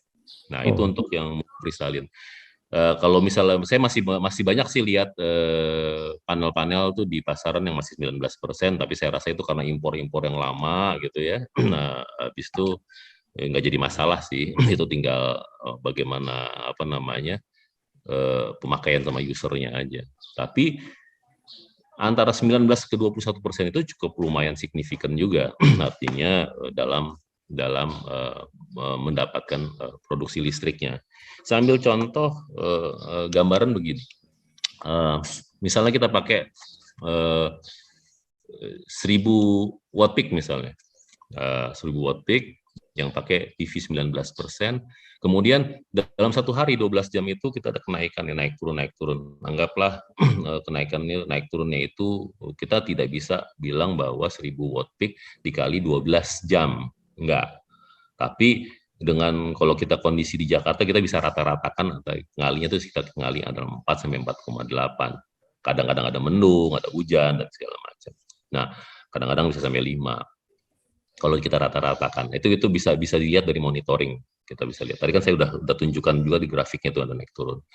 Nah, kalau di 21% biasanya, kalau misalnya tadi 19% itu di bawah 4, pengalinya 21% itu bisa sampai 4,5 sampai 5. Itu lumayan signifikan. Artinya produksi per harinya antara yang PV 19% sama 21% itu, yang satu misalnya dikali 4 dari tadi 1000 watt peak, yang satu tuh anggaplah 4 lah gitu ya, di 4000 watt hour per hari, yang di PV 21% bisa mencari antara 4800 sampai 5000 watt hour. Itu cukup lumayan signifikan. Dan sekarang sudah ada, nah tadi yang mengenai tin, yang tin itu udah teknologi baru lagi, itu sudah silikon tin itu banyak dipakai di militer, tapi masih banyak belum lempar ke pasaran, tapi saya rasa sebentar lagi ya. Biasanya kan dari duluan gitu, kalau teknologi di militer mereka keep dulu sampai nanti ada suatu waktu akan dilempar ke publik. Nah, itu biasanya kalau misalnya lihat ada satu di militer tuh ada foto-foto yang bisa digulung, dilipat dan segala macam, mereka taruh tenda, itu teknologi seperti itu. Itu mereka udah sampai ada yang sampai 23,4% di situ. Itu kira-kira. Habis itu yang sudah ditinggalkan, yang sudah hampir saya tidak pernah melihat lagi, ada amorphous silicon. Amorphous silicon itu tuh awal-awal. Mungkin kalau misalnya ngelihat di fotovoltaik tahun-tahun 80-an akhir atau 90-an awal, atau 90-an itu ya. Ya mungkin di sini ada 90-an belum pada lahir kali ya. 90-an itu masih pakai amorphous, itu masih besar-besar, dan itu juga efisiensinya cuma 6-9%. Itu saya hampir udah nggak ngeliat lagi amorphous silikon di sini. Jadi itu teknologi makin lama makin berkembang di situ. Kemudian tadi ground mounted, maksudnya ground mounted gini, yaitu kalau misalnya lihat ada solar farm yang jadi taruh, maksudnya di ground itu artinya di tanah lah, nggak ditaruh di atap, itu aja sih sebenarnya perbedaannya. Ada solar farm, kayak contoh nih sekarang nih lagi Medco Power lagi bikin solar farm di pulau yang dekat Singapura tuh Bulan ya, pulau Bulan gitu, yang pulau Bulan ya, itu mereka cukup besar, 670 megawatt, mereka jual listriknya ke Singapura. pakai kabel bawah laut. Itu 670 megawatt itu membutuhkan area sekitar 300-an hektar, ya sekitar berapa 60 kali Al-Azhar ya. Gitu. Nah, karena itunya sekarang satu panel anggaplah satu panel 500 atau 540 watt peak itu ukurannya sekitar 2,4 square meter. Jadi bisa dikalikannya berapa luasnya di situ. Jadi tadi untuk pembuatan PLTS itu harus satu lihat harus area yang tersedia, ya kan, bagaimana bisa untuk radiasi tinggi, matahari tinggi.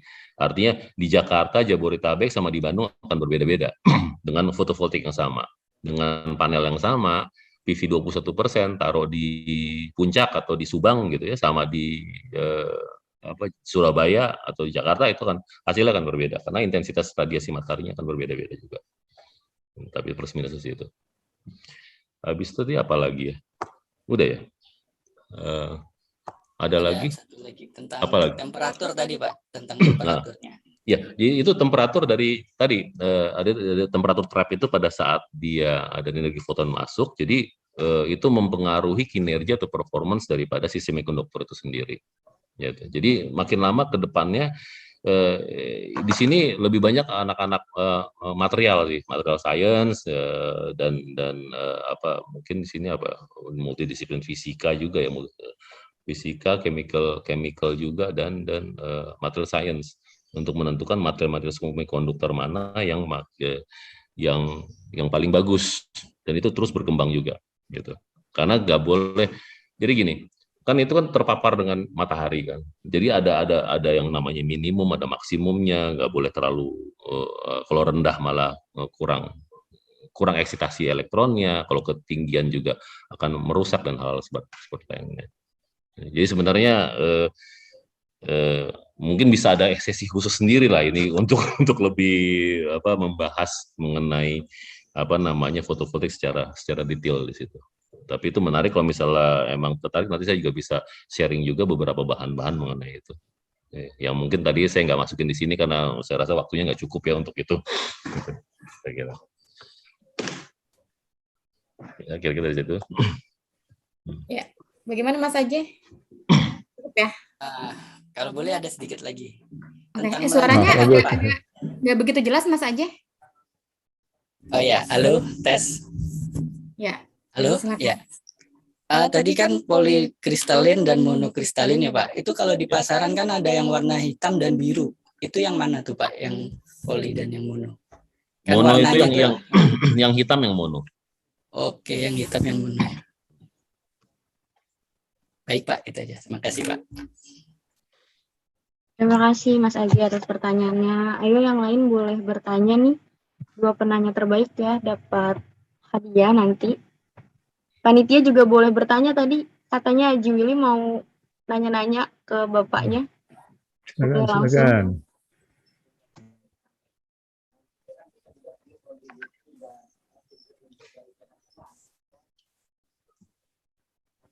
Ya, tadi mungkin yang perlu diketahui Mas Ajay ini, memang aktivitasnya ini Mas Ajay ya? Biasa ngotak-ngatik iya, panel kebetulan, ya? Iya, betul. Mantus. Iya, beliau ini kelas karyawannya elektro, Bapak. Oke. Ya. Hybrid elektro. Yang jadi hybrid ya. Kelas sore ya. Kelas hybrid ya. Kelas hybridnya elektro. Kelas karyawan. Oke. Ini Aji mana nih? Aji Mantoro? Bukan Pak. Anggi ya. Anggi Januar Pak. Anggi Janiar ya. Anggi Janiar. Nah, kalau belum ada yang bertanya, saya juga boleh bertanya ya. Boleh Bapak, silakan. Nah, ini Pak Mirza, kan di dalam dunia perguruan tinggi kan ada yang dikenal ya. Jadi ini tantangan kepada penelitian dan juga ada tantangan kepada pengabdian masyarakat ini. Kalau penelitian jelas ya, tadi perkembangan material, baterai dan sebagainya, sudah mulai ada juga ini kerjasama perguruan tinggi Indonesia dengan Amerika seperti MIT dengan ITB dalam hal baterai. Saya kira sesuatu yang sangat penting. Itu dimulai di ITB sekarang tentang baterai, dan saya kira juga dengan Jepang ada dalam hal ini. Tentunya dengan ini pengabdian masyarakat. Nah, kalau kita lihat ini kan kita banyak musola-musola ini Pak, dan tentunya biasanya kalau listriknya kan pasti sumbangan-sumbangan dari orang-orang sekitar. Nah, kalau kita bisa ini bekerja sama di dalam membangun satu model untuk musola dengan keperluan tertentu, mungkin dibuat ukuran yang kan tidak besar-besar sebenarnya. Mungkin keperluannya 1000 watt per musola misalkan, seperti itu. Kira-kira ini kalau itu dilakukan program seperti ini, saya kira juga Elektro ada program solar cell di dalam pengabdian masyarakat. Nah, kalau ini kita buat satu model kerjasama antara mungkin UAI Elektro dengan dengan timnya Bapak, dengan perusahaan yang Bapak pimpin misalkan. Nah, tentunya nanti dananya kita coba upayakan dari ini. Kalau sudah ada model, tetapkan dalam satu musola tertentu, dan ini terus kita jadikan bisa di studi penelitian juga, bisa juga untuk masyarakat, dan tentunya kan ini butuh dana ya. Dana mungkin nanti kita bisa cari sama-sama dengan berbagai perusahaan yang ada, seperti Wijaya Karya juga saya dengar juga membuat ini bergerak dalam solar cell, tapi untuk pengembangan propertinya mereka. Nah, ini gimana menurut Pak Mirza ini? Dan bisa memberikan gambaran nggak berapa biayanya sebenarnya kira-kira untuk 1000 watt? Tapi memang harus dilihat tergantung kalau aktif sekali ya pasti tinggi kan. Tapi kita buat rate-nya lah, yang 1000 ada yang 2000. Nah, kalau ada model-model seperti ini, mungkin ini bisa menjadi sesuatu yang baik juga ya. Nah, jadi mengenalkan teknologi dengan masyarakat melalui musola. Nah, saya kira ini hal yang positif. Kalau dari sisi pengembangan terima kasih. Ya, terima kasih Pak Ahmad Lubis. Dari sisi biaya, jadi gini, untuk kita bicaranya mengenai off-grid atau on-grid dulu nih. Artinya kalau off-grid, ya, kalau on-grid artinya tidak dengan baterai. Artinya komponen utama adalah solar cell itu sendiri, kemudian inverter, kemudian ada bulk material berupa kabel dan segala macam, sama relnya sama gitunya, penopangnya lah semuanya. Nah, itu pricing per watt peak itu makin besar itu makin murah, makin kecil dia. Tadi di awal juga saya juga tunjukkan suatu komparasi relatif yang dibuat oleh LAN.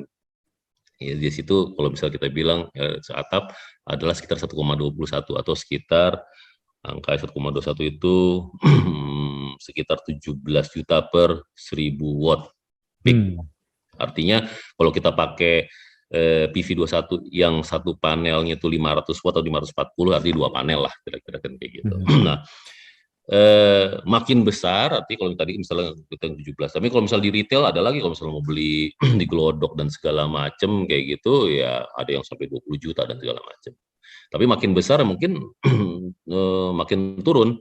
Mungkin kalau kita ngomongin sekian di atas 10 kilo peak misalnya, mungkin di bawah 17 juta, mungkin jadi 16 juta, mungkin 15 juta kayak gitu. Jadi komponen itu tergantung daripada volumenya. Tapi kalau kita di sini ngomongin ke masjid segala macam, kita kan ngomongin retail. Artinya kita beli fotovoltaik yang dari importir gitu ya. Ya kan? Kan berbeda.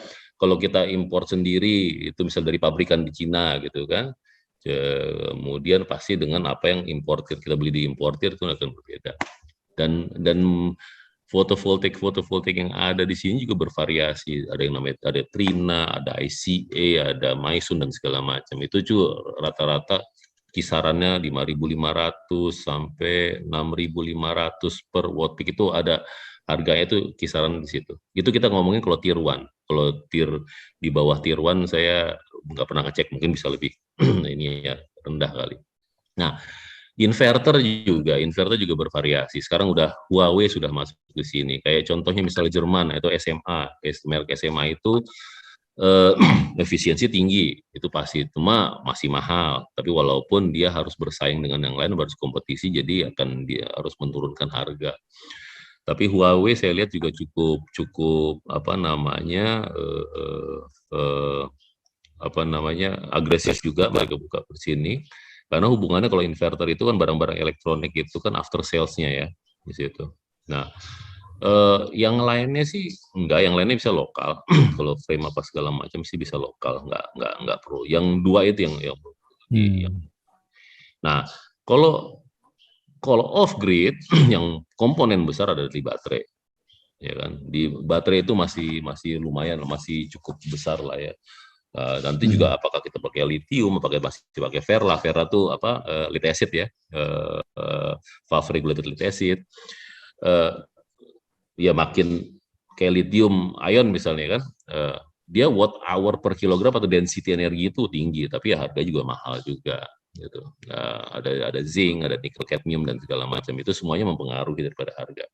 Tapi kalau misalnya mau rule of thumb-nya kira-kira mau hitungan cepat, kita ngomongin retail ya antara sekitar per 1000 watt peak sekitar 17 jutaan, walaupun ada yang jual 20 juta, 21 juta segala macam. Saya rasa ada yang jual 3 kilowatt itu 60 juta, ada 55. Tapi kisaran di sekitar situ. Gitu. Itu kira-kira. Oke. Ya, terima kasih. Dia punya bayangan ya. Sebenarnya kan kalau musola dibuat yang over capacity, itu kan kalau secara teknik kan bisa nanti ngalir ke PLN lagi, jadi musolanya dapat uang kan sebenarnya. Ya. Tadi saya lupa tadi dalam paparan mengenai tadi menghasilkan uang. Ada satu potensi yang kenapa saya lupa karena belum ini ya. Tadi adalah carbon footprint ya. Karena carbon footprint sekarang draftnya sudah dibuat oleh pemerintah. Saat ini sih masih di tahapan G2G.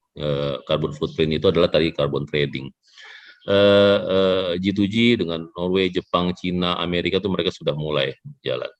Nah, untuk ke B2B-nya atau ke bawahnya itu masih digodok. Saya rasa mungkin setahun 2 tahun lagi akan keluar. Kayak kemarin tuh masih sebelum COP26 itu Glasgow itu kan di Kementerian Keuangan bilang akan memajaki pembangkit listrik tenaga batu bara $2 per ton karbon dioksida ekuivalen ya. Itu udah ribut-ribut itu. Nah, tapi itu kan saya rasa itu cuma sebagai policy aja bahwa Indonesia emang komit di sana. Tapi beberapa minggu yang lalu Bu Sri Mulyani bukan meng-cancel, mempostpone karena belum siapnya ini untuk dipajakin seperti itu. Nah, itu baru dipajak. Nah, kemudian ada tadi reward and punishment-nya juga sudah mulai ada, udah dibikin draft-nya, tapi belum belum diimplementasi. Contohnya gini, satu panel 1000 watt peak itu ekuivalen dengan sekitar 1 ton karbon dioksida ekuivalen per tahun. Artinya apa? Bapak taruh di atap, nggak ngapa-ngapain selain ada saving. Nah, ternyata mereduksi emisi itu sebanyak 1 ton karbon dioksida ekuivalen, dan monitoringnya ada. Itu nanti setiap tahun dapat tuh. Nah, kalau nggak salah kalau di luar di Eropa tuh 1 ton karbon dioksida ekuivalen itu setara dengan 30 euro untuk yang ini. Nah, kayak kemarin, kenapa Menteri Kaila itu melarang daerah untuk jual beli carbon trading dulu? Karena masih khawatir orang-orang daerah masih dikibulin sama negara-negara maju. Karena ada yang mau membeli hutan segala macam di $5. Padahal harga jual carbon footprint yang pemerintah secara G2G itu sekitar $120 gitu loh. Jadi, nah ini karena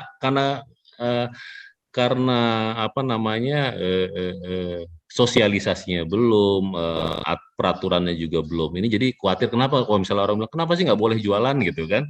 Ya takut dikibulin gitu. Ternyata bener gitu kan. Makanya dilarang, di sini pemerintah memprotek. gitu loh. Jadi ke bawahnya mungkin tadi bisa sekitar, kalau 3 tahun yang lalu sekitar $15, kemarin tuh udah sekitar $28. Jadi bayangin aja kalau misalnya taruh sekitar $30 itu berapa tuh? Sekitar hampir 420.000 lah ya, apa 500.000. Nggak ngapa-ngapain aja setiap tahun, tapi setiap tahun ya Pak, dapat 500.000 perak. Itu kira-kira. Ya. Terima kasih Pak Mirza. Terima kasih Pak Ahmad Lubis. Selanjutnya ini ada pertanyaan terakhir ya dari Didi Supriyanto, ada di kolom chat. Kepada Pak Mirza, ini kira-kira 3 hari yang lalu saya baca di sebuah artikel berita bahwa Asosiasi Energi Surya Indonesia meminta PLN untuk tidak membatasi pemanfaatan PLTS. Atap. Ya, hanya 10-15% dari kapasitas listrik yang terpasang. Saya berpikiran bahwa hal ini tidak sejalan dengan target pemerintah terkait capaian EBT 2025 sebesar 23%. Apakah hal ini berkaitan dengan oversupply PLN saat ini atau seperti apa, Pak? Karena regulasi PLN ini seperti tidak sejalan dengan target pemerintah. Iya. Good question. Jadi saya tidak bisa menjawab karena saya bukan orang PLN ya. Tapi saya punya, artinya gini, memang ada apa namanya kemarin kekhawatiran dan ya bahkan pada saat, jadi gini, Permen ESDM nomor 26 tahun 2021 itu sebenarnya dikeluarkan sekitar bulan Agustus 2021. Saya lupa, pada pertengahan 2020. Tapi baru diketok palukan itu kemarin waktu bulan-bulan Januari Februari yang menaikkan dari tarif eksimnya itu 65% ke 100%. Itu juga setelah Kadin teriak-teriak dan segala macam. Nah, jadi gini, di sini sebenarnya PLN atau pemerintah ini dalam posisi serba salah. Kalau misalnya ngomongin 65% ke 100% itu kita cukup bagus karena Australia eksim tarifnya itu cuma 30%, tapi tarif mereka udah tinggi. Gini, kalau kita kan artinya di 1.500 itu kan masih di kisaran 10 sampai 11 sen per apa namanya ya 1.500 ya sekitar segitulah ya, 10-11 sen per kWh. Di Australia itu udah 17 sampai 20 sen. Artinya 30% dari mereka itu udah cukup bagus, dan sehingga pemasangan PLTS atap di sana itu satu ada subsidi dari pemerintah, kemudian dengan 30% aja sudah sangat membantu rumah tangga di sana. Sedangkan kalau di kita naikin 1.000 perak aja demonya berbulan-bulan kan gitu kan. Mau kadang-kadang lebih cepat daripada kecepatan suara tuh gosipnya tuh kan. Belum ngomongin aja udah kemana-mana. Nah, itu sangat-sangat sensitif. Jadi apalagi kemarin bilang bahwa ada pemanfaatan 10-15% dari kapasitas listrik dan segala macam. Ya saya rasa sih saya nggak bisa menjawab atas nama PLN karena saya nggak di PLN ya. Tapi begini, satu, pembayaran itu juga sendiri bukan berupa cash, tapi berupa pengurangan tagihan di bulan berikutnya, ya kan. Kedua, harus ingat juga, jadi ini PLN juga banyak trik-triknya juga. Misalnya kita pasang di rumah itu 2.200 kVA, kita nggak boleh pasang 2.200 kVA, tapi harus di bawah itu saat itu ya. Apalagi sekarang ada ngomongin sekitar 10-15%. Tapi ingat juga PLN itu, misalnya rumah kita nggak dipakai, nggak ada bebannya 1 bulan penuh, kita tetap harus bayar namanya abodemen yang berupa 40 jam kali kapasitas terpasang. Ya, jadi kita nggak ada gunanya juga kita pasang sama dengan 2.200. Minimal ada pembayaran abodemen atau minimum ke PLN juga. Nah, kalau ini dibilang tadi kita berasumsi apa hubungan dengan oversupply PLN, ya jawaban saya nggak berani berasumsi juga sih ya. Tapi yang jelas sekarang saya ngelihat kinerja PLN Pak Darmo ini dengan sebelumnya di rute sebelumnya itu sudah banyak merestrukturisasi dari sisi keuangan, karena kan sebelumnya kan di rute yang terakhir kan adalah banker ya, itu cukup lumayan bagus, dan sekarang memang prioritas PLN itu ada digitalisasi, jadi pelayanan dan segala macam. Jadi digitalisasi pelayanan yang tadinya misalnya ada keluhan atau komplain atau input dan segala macam memakan waktu berhari-hari, mungkin 2 minggu kali ya, sekarang harus dibikin sebagai real time. Kemudian dari sisi digitalisasi juga dari sensor, bayangkan aja dalam satu pembangkit aja itu bisa ada 500 sampai 1000 sensor parameter yang harus ada. Bayangkan aja kalau misalnya masih manual atau semi manual, itu akan makan waktu lama. By the time problem itu sudah muncul, kita mau kasih solusi, problem itu udah ada problem yang lain lagi. Nah, yang saya tahu dari Pak Darmo memang PLN arahnya ke sana. Nah, yang mengenai 10-15% juga saya masih agak-agak ngambang ini. Sama kemarin waktu SDM ya, permen yang nomor 26. 100% tiba-tiba ditangguhkan begini ya, nanti ada ributnya, tunggu aja nanti teman-teman di Kaden misalnya ada yang ribut-ribut lagi, nanti naikin lagi. Saya rasa kira-kira gitu jawaban dari saya. Baik, terima kasih Pak Mirza atas jawabannya. Terima kasih juga kepada teman-teman yang sudah bertanya. Untuk penanya terbaik akan diumumkan sekaligus dengan pemenang kuis. Sepertinya Pak Ahmad Lubis masuk nominasi nih penanya terbaik ya Pak. Udah dikasih sama mahasiswa aja, saya enggak usah. Dikasih ke mahasiswa ya mahasiswa Pak. aja, turunkan mahasiswa. Baik Pak, acara selanjutnya yaitu penyerahan sertifikat kepada Bapak Mirza selaku pembicara yang akan diberikan oleh Kaprodi Teknik Elektro Ibu Okta. Kepada Ibu Okta dipersilakan. Oke, bismillah. Bisa di-share screen ya sertifikatnya. Baik, terima kasih banyak ini Pak Mirza yang telah memberikan materi yang luar biasa ya, mulai dari teknis PV-nya juga sampai tren ke depannya gitu ya, sampai kebijakan dari pemerintah. Kami sangat mengapresiasi dan sangat berterima kasih ini Pak Mirza. Ini sertifikatnya virtual dulu, soft copy-nya dulu gitu ya. Kemudian nanti akan insya Allah diserahkan hard copy-nya kepada Bapak. Sekali lagi kami ucapkan terima kasih banyak Pak Mirza atas kesempatan dan juga berkenannya untuk memberikan materi kepada kami. Mungkin demikian. Terima kasih. Mas, sebentar dulu di foto mungkin dari dulu. Pak Ahmad boleh juga kalau oh ya boleh. Bapak kami foto dulu ya Pak ya. Oh iya. Sebentar. Oke, 1, 2, 3. Oke, terima kasih. Terima kasih. Ya, mungkin ada sepatah dua patah juga dari Pak Ahmad. Kami persilahkan Bapak. Ya, terima kasih. Assalamualaikum warahmatullahi wabarakatuh. Pak Mirza yang kami hormati, Ibu Okta, Ibu Asanidi dan para mahasiswa yang ada, dan tentunya Ibu Suci, Pak moderator.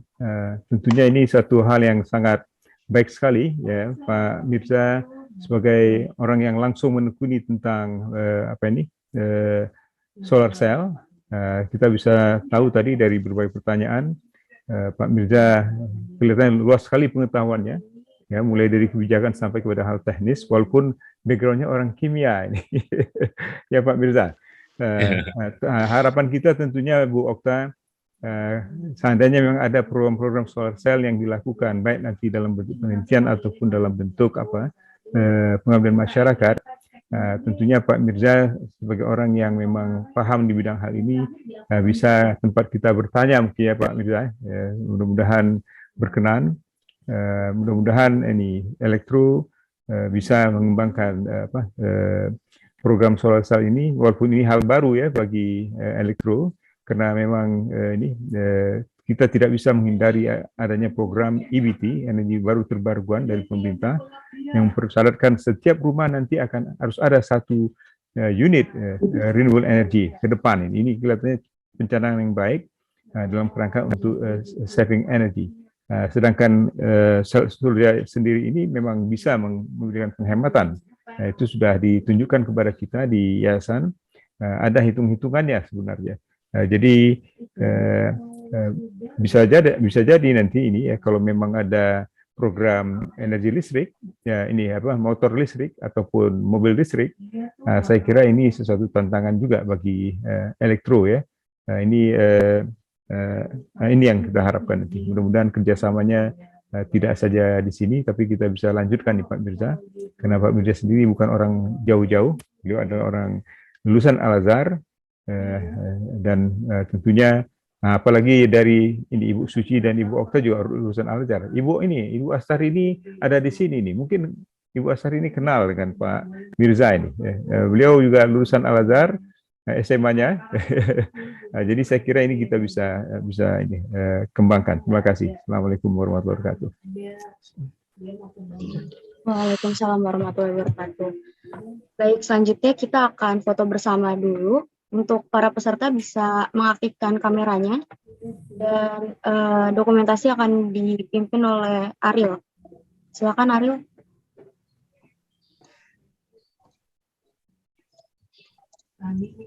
Ya,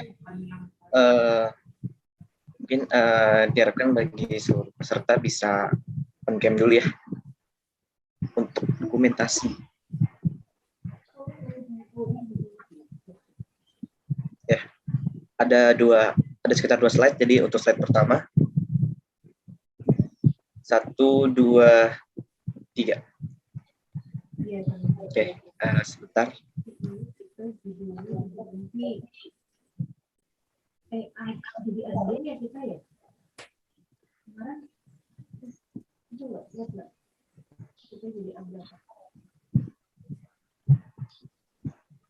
Oke, yang untuk slide kedua saya lanjutkan ya Mas Ariel. Ya, 1, 2, 3. Oke, terima kasih Bapak Ibu. Terima kasih. Baiklah, karena waktunya sudah mepet untuk sholat Jumat ya. Jadi tadi kuisnya kita tiadakan. Jadi pemenangnya untuk penanya terbaik adalah Gani, Aje dan juga Dedi ya. Boleh hubungi panitia melalui DM Instagram di uai.teknikelektro. Boleh sekalian di follow juga ya teman-teman. Oke. Demikianlah kuliah umum hari ini. Semoga apa yang telah disampaikan oleh pemateri bermanfaat bagi kita semua. Marilah kita tutup acara ini dengan membaca hamdalah. Alhamdulillahirrabbilalamin. Astagfirullahaladzim, astagfirullahaladzim, astagfirullahaladzim. Subhanaka Allahumma wa bihamdika asyhadu alla ilaha illa anta astaghfiruka wa atubu ilaik. Saya Rifa pamit undur diri. Wassalamualaikum warahmatullahi wabarakatuh. Waalaikumsalam. Waalaikumsalam warahmatullahi wabarakatuh. Terima kasih Pak Mirza. Terima kasih Bapak Mirza, Pak Ahmad, terima kasih ya. Terima kasih Pak Mirza dan semua Ibu Okta, Bu Rifa, Mbak Rifa ya, masih. Terima kasih Pak Mirza, Pak Ahmad. Terima kasih semuanya mahasiswa elektro dan juga dari luar.